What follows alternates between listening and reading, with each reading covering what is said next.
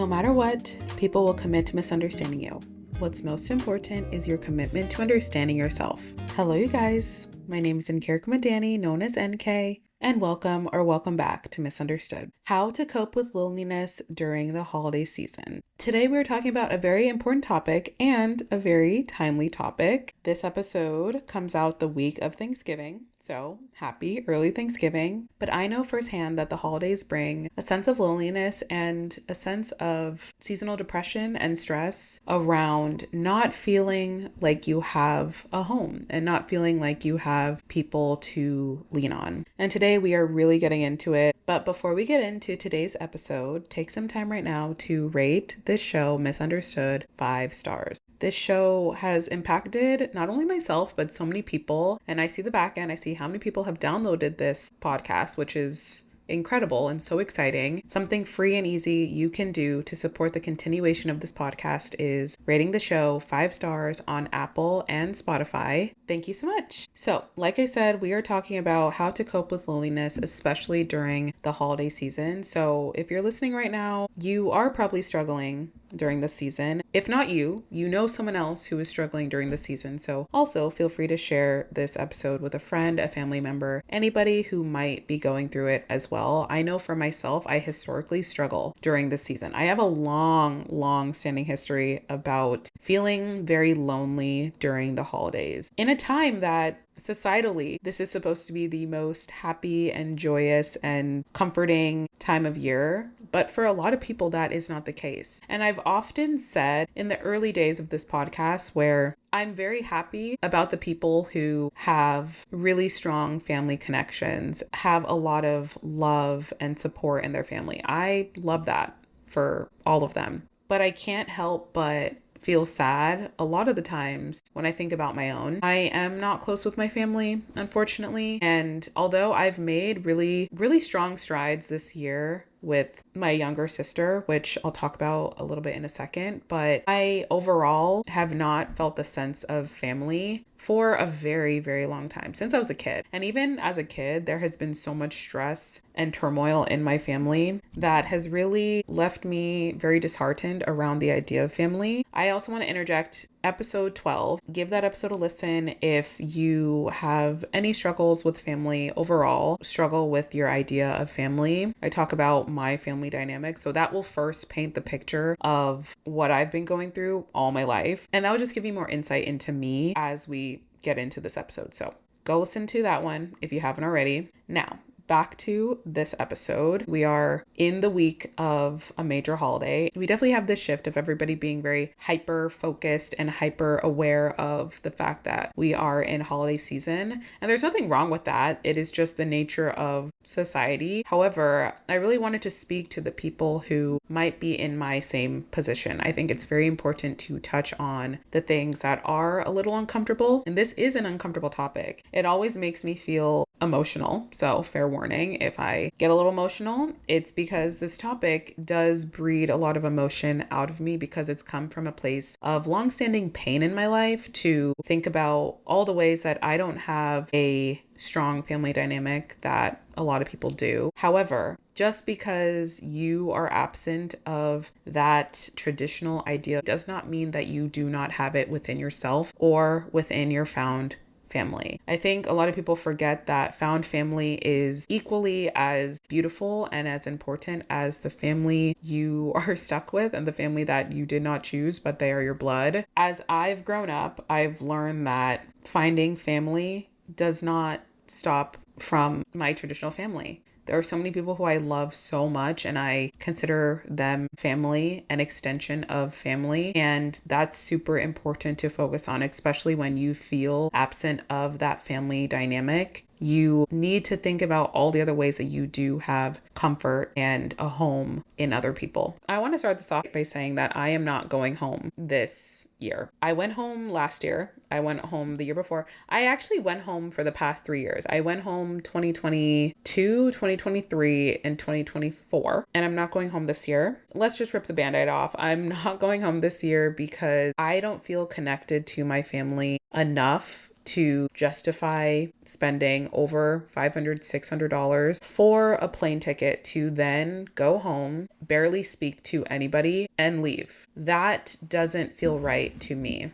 I've spent a lot of time talking with my baby sister. In the last 6 months, we've been rekindling our relationship, and I'm really, really happy about that because there was a lot of ways I've expressed to her that I wanted to be a better big sister when we were younger and I wasn't, and I'm trying my best to actively make up for that. So what I've been doing is calling her every single week for the past 6 months. We've had an hour phone call for the past 6 months every single week, and we've learned so much about each other, and we've covered way more ground than we ever did, ever. And that is so special to me. She actually moved back to Seattle, but I was telling her that I was struggling with the idea of going home or not going home. I was struggling with it for a few months now. It's been on my mind since probably September, October, but I told her that I decided against going home because it didn't feel right, and it would feel like I would be forcing myself if I did go. And I never want to be in a position that I'm forcing myself to do something that doesn't feel right.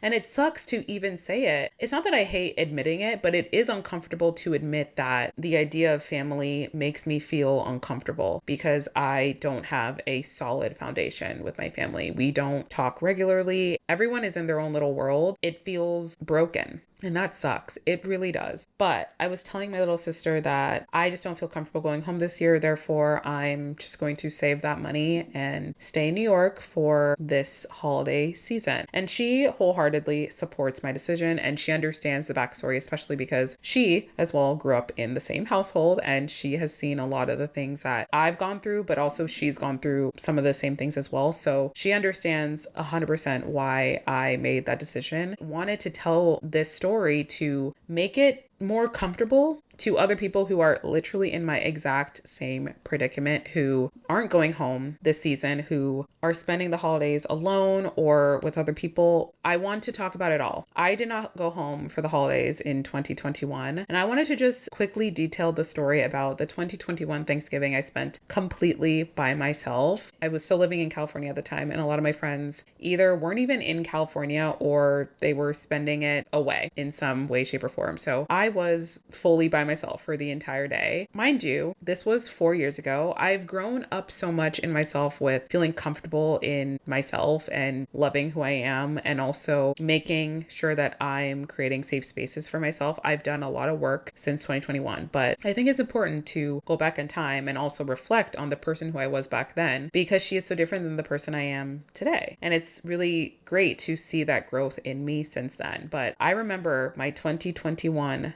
Thanksgiving, I was by myself the entire day. There was a guy who I had a situationship with, and I remember him bringing me a pumpkin pie probably around 4 p.m. that day because he knew that I was spending it by myself. That was a very nice gesture of him. But outside of that, I was by myself the entire day. That was also very early on in me trying to be a content creator. I spent most of the day actually going around San Francisco with my tripod and taking photos of different outfits that I had. I just tried to pour into my hobbies and my interests and the other things that made me feel happy and made me feel more whole, instead of focusing on the fact that I was by myself on a major holiday. It always comes back to society making us feel uncomfortable for things that we don't need to feel uncomfortable for. Society makes us feel like we need to be spending this supposedly super special day with a lot of people, and we need to have family around us and this, that, and the other. But just remember, not everybody has the traditional sense of family, and not everyone even feels happy or supported or comfortable around their so-called family. So we need to forge our own way. And yes, forging our own way is uncomfortable inherently. However, it breeds so much strength within us. That 2021 year, I definitely cried at some point that day just because I did feel really sad, even though I really tried every single trick in my playbook at the time to remove myself from any sort of stressor that I could possibly have. But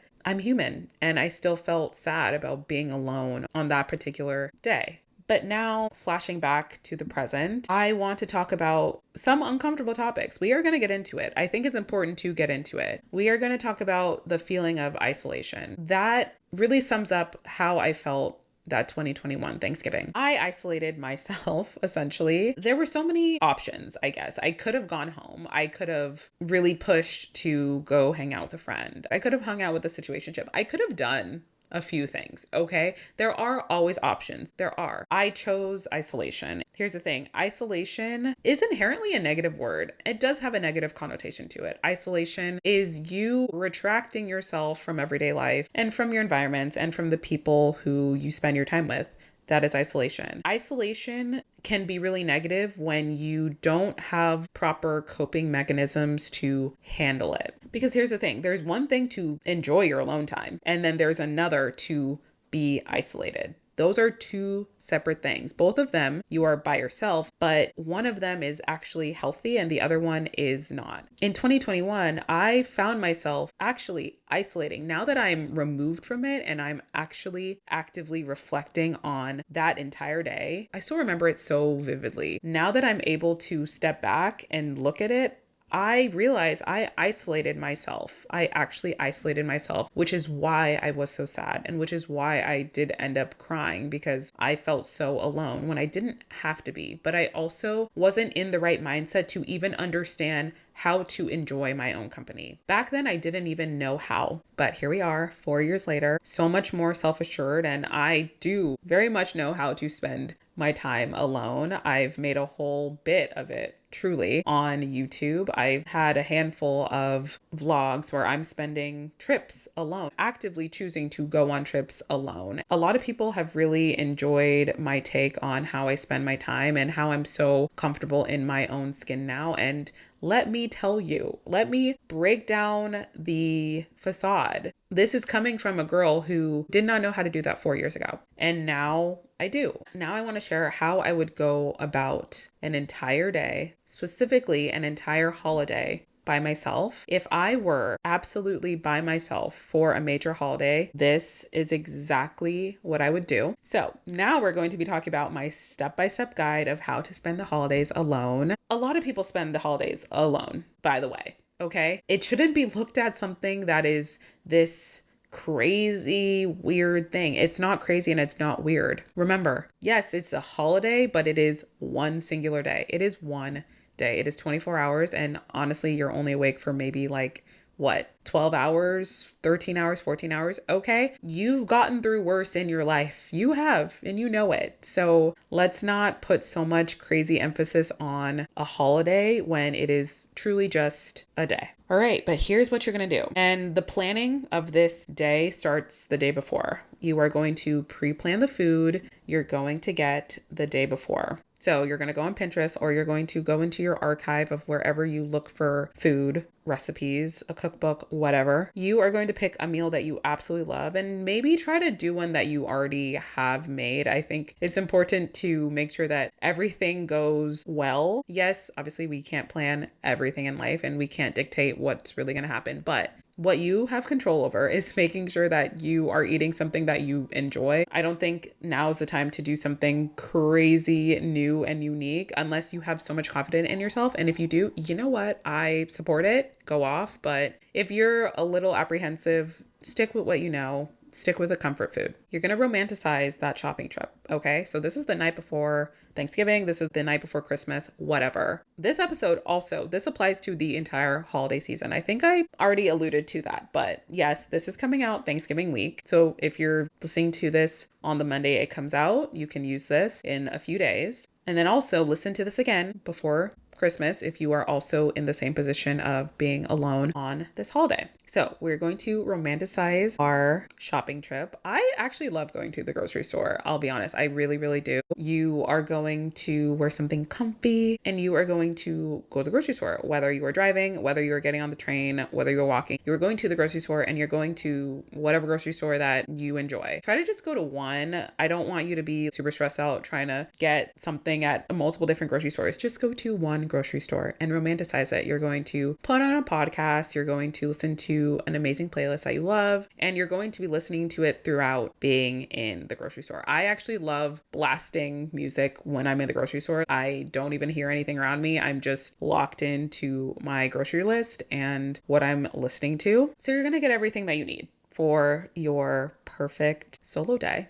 on this holiday. Then you're going to come home, you're going to put everything away. The night before, personally, if you have a hard time sleeping because you're anxious, I'm an anxious girl too. I have been taking melatonin almost every night because it helps me sleep better. It just does. I encourage you to take some melatonin to really get some good sleep because it's a holiday. Of course, you're going to sleep in. Wake up whenever your body tells you to, truly. But if we're going to make the most of this day, I really want you to try to wake up before 10 or by 10. Let's just say we are waking up by 10 a.m. You're going to wash your face, tie your hair up, brush your teeth. Then you are going to put on a cute set because we are going to take a walk. But before we take a walk, we are either going to make an at-home beverage. We are going to grab one while we are on our walk. I know that a lot of coffee shops are open the morning of any holiday. So if you don't have supplies to make a beverage at home, or you just want to treat yourself, because you know what? Do it. You're allowed to. If you are making a latte at home, you're going to put on your cute set, you're going to go to your kitchen, and you're going to make whatever beverage you desire. I would probably make myself a matcha latte, and I've been really into maple, so that's what I would be making, and I would put it in my portable cup. I would eat a little small snack. A lot of times I'm not super hungry in the morning when I wake up, so maybe I'll eat like a little bit of yogurt, or I'll just get a granola bar, just something really easy, like something that you're not cooking, you're just grabbing and go. And then around 10:30, before 11, we are taking this morning walk. It's really important to be outside, get some fresh air, get some sun. Remember to wear sunscreen and remember to put on your sunglasses if it's sunny outside to protect your eyes. But we are getting some fresh air and we are moving. It is so comforting to just move around, especially in the morning. You are getting your steps in. Walking is getting very healthy chemicals pumped into your brain. You can do this wherever you live. Yes, I live in New York, but you can do a morning walk wherever you are. These are the times I actually really enjoy being in a major city because everything is stimulating. I walk outside and there's so much that I can look at, disassociate from the fact that I'm spending this day alone. Even if you are in a place that is not super overstimulating, it is just nice to look at nature and look at what's around you. And I love doing a sensory walk. I think a sensory walk is so fun, especially when you are actively trying to think about other things outside of being lonely or being stressed out. It's fun, but it's also really engaging for your brain. You pick a color, look around and take note of all the things that are red. Take note of all the things that are blue, green, what have you. It's a fun game that you can play with yourself. I want you to try to take about an hour walk. So set a timer for 30 minutes, walk wherever you are, and then set another 30-minute timer to start walking back home. An hour walk is such a great amount of time. You probably have gotten well over 5,000, 6,000 steps at that point. You have listened to some music. You have played a fun sensory walk game. And another thing I want you to do while on this walk is say hi to a stranger. There will probably be somebody on your path in an hour that you're outside. No matter where you are, even if you are in a more quiet area, just look up, smile, and say hi, even to someone who's passing. Maybe someone's walking a dog. Maybe someone's in a car just driving by. You can just say hi. You will probably never see the person again. That's not even the point. You need to remember that life is still spinning, even if you are by yourself. There are other people around you,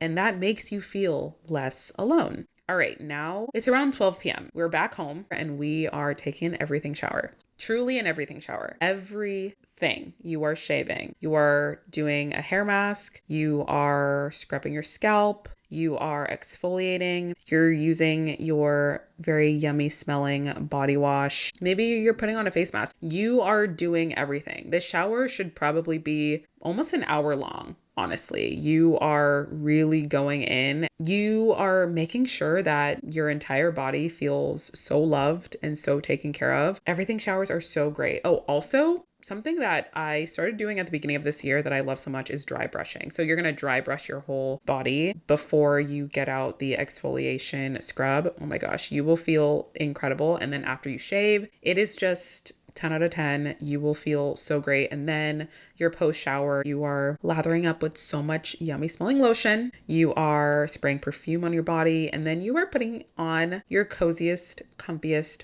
robe. You're going to let your hair air dry. We're not putting any heat on our hair. We are all natural and we are so comfy, cozy. Right after that, we are just going into making our space a vibe. So right now it's probably around 1 p.m. And like I said, we're making our space a vibe. What that really means is curating the most comfy, cozy palace for us to relax in for the remainder of the day. I'm talking lighting. I'm talking blankets. I'm talking candles. I'm talking wearing your comfiest, coziest two-piece pajama set. I'm talking slippers. Everything. We are making our space a vibe. I love lighting at least 2 candles every single day. I also love having blankets on my bed and having blankets wherever I know that I'm going to be relaxing in. Lighting, extremely important. We hate overhead lighting. I think overhead lighting is a crime and should not be used anywhere. So we are only using lamps or low lit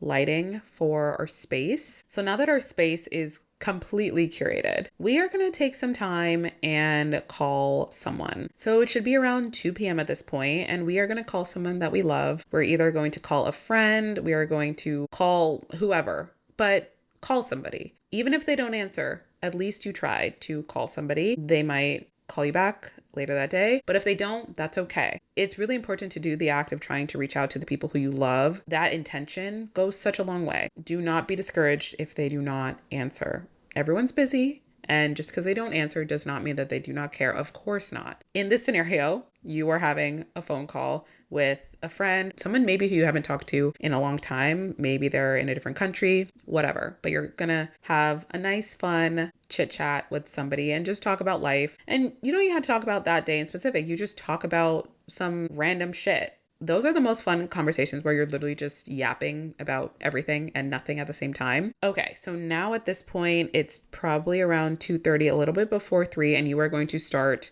cooking. And at this point, you're probably a little hungry. And honestly, within everything else I have already just spoke about, definitely eat some snacks along the way. But now it is time to lock in with our meal. You already picked what you're going to be crafting the day before. You already have all the ingredients and you're ready. You are ready to lock in on cooking. I think cooking is such a beautiful act of self-care. I've always said this. And there was a time, once upon a time, I actually really hated cooking just because I was so impatient and I just wanted to eat. And I didn't really take note of the fact that the act of cooking is so comforting. You're going to lay out all your ingredients and you already have your recipe to follow. And then you're just going to start cooking. You're actually going to blast some music and you are going to start prepping your ingredients. 30 minutes later, you have probably prepped it enough to now put it in the oven, put it on the stove and let it simmer. You're good on cooking for a bit. Now you really have to wait till said meal is done. So it should be around 3 p.m., a little after 3. And now we are going to queue up movies. We are going to watch 3 movies today, back to back.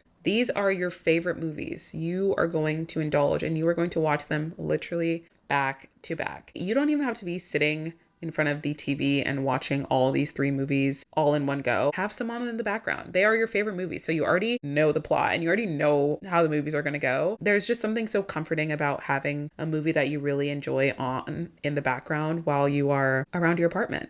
I love doing that. Some of the movies I've loved watching recently, I recently watched You Got Mail for the first time and I loved it. It was so cute. Also, The Proposal is one of my favorite movies of all time. I actually have to watch that movie this week. There are so many movies that are amazing. I've always said all of the movies that were made from 2000 to 2010 are my favorite genre of cinema. They are so beautiful. The cinematography is gorgeous. There's just something very special and very comforting about that era of cinema. If all else fails, pick a rom-com within that decade and you will be so happy that you did. So this movie marathon is obviously going to last a few hours. I mean, we're watching 3 movies back to back, so that's going to be upwards of 4 to 5 hours. But within that time frame that these movies are playing, we're going to take a break and make a fun beverage. You can either make a mocktail or a cocktail, whatever you're fancying. make that. I love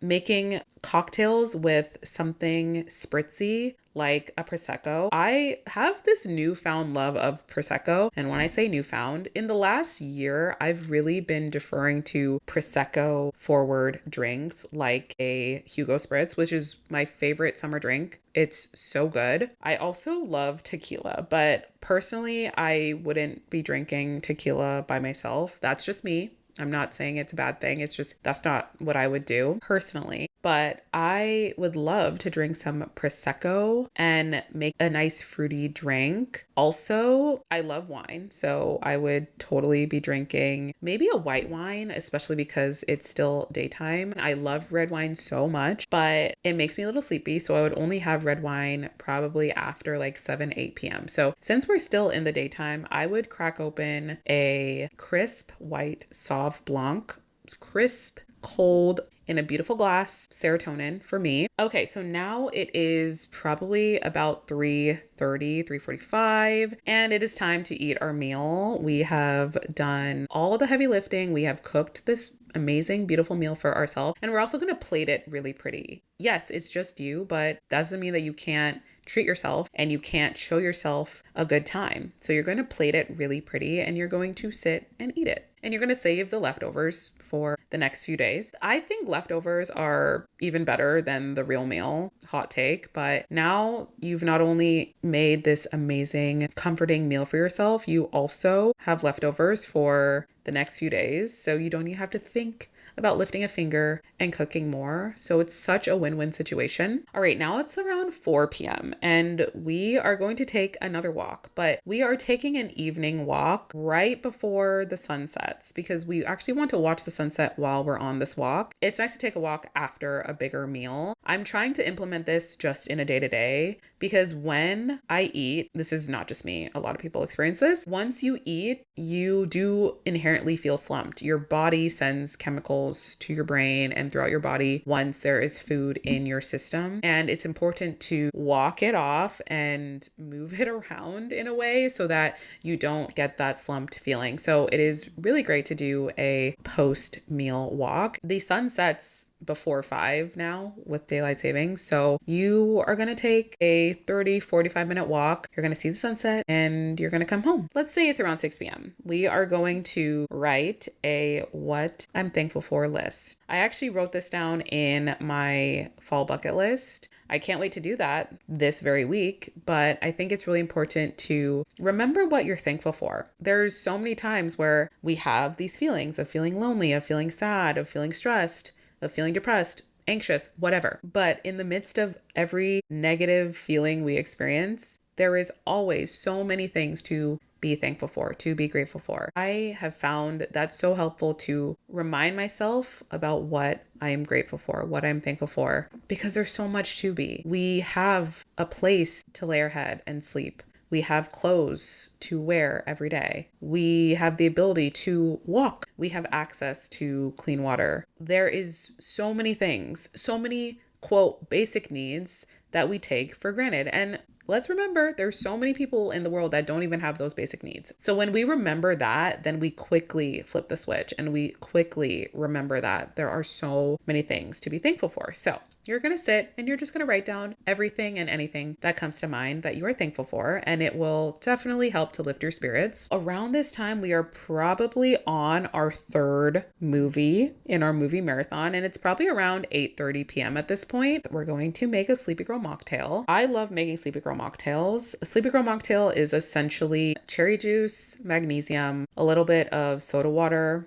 I like to use an Olipop or a Poppy, and that's it. It's a really easy creation and they taste so good and it helps you wind down and fall asleep. That's what the magnesium does. And actually, cherry juice also has components in it that help you wind down and fall asleep. So we're going to make a Sleepy Girl mocktail and we're going to start to drink it around 8:30 p.m. We're going to do a hands-on activity. It's important to do something with your hands because that brain to hand functioning allows you to focus on that and nothing else. We are not on our phone. We are not doing anything that's a negative distraction. And I did forget to say this way earlier on in the day. None of the plan that we've laid out for today involved anything around social media. And I actually fully advise you to stay off social media as much as you can. That is something that has historically made me feel more stressed and more sad and more upset, being on social media, seeing other people happy while I am sad, especially on a day like this. I want to be very, very clear, because I feel like people can take that as a misunderstanding. I am in no way, shape, or form saying that I am not happy for other people's happiness. However, seeing that is not going to help you feel any better. So just remove yourself for a day. Just remove it for a day and you will feel so much better that you eliminated the entirety of social media and only focused on yourself and poured into the things that make you happy. So now back to the hands-on activity. There are so many hands-on activities that you can do. I'm here to give you some ideas. You can color in a coloring book. You can crochet or knit. A lot of people are taking up needle pointing, I'm hearing. I've never done it, but I'm kind of intrigued now. You can also read a book that you really enjoy, listen to an audiobook. Those are just some of the many ways that you can do a hands-on activity that allows you to really focus in on what you're doing. And you can also do it while you're watching your movie or while you're drinking your Sleepy Girl mocktail, whatever you prefer. All right, and now we are really winding down for bed. It is around 10 p.m. We are doing our nighttime skincare. We're already in our PJs actually, and we are gonna go to bed and we are gonna have a very, very restful sleep. With that said, you did it. Just know that you did it. You got through a day that you were, once upon a time, anxious about. You were sad about, but you did it. You're at the end of the day and you took care of yourself along the entire way. Remember how strong you are, how capable you are of getting through even the hardest days. I want to end off this episode with some affirmations for when you feel lonely.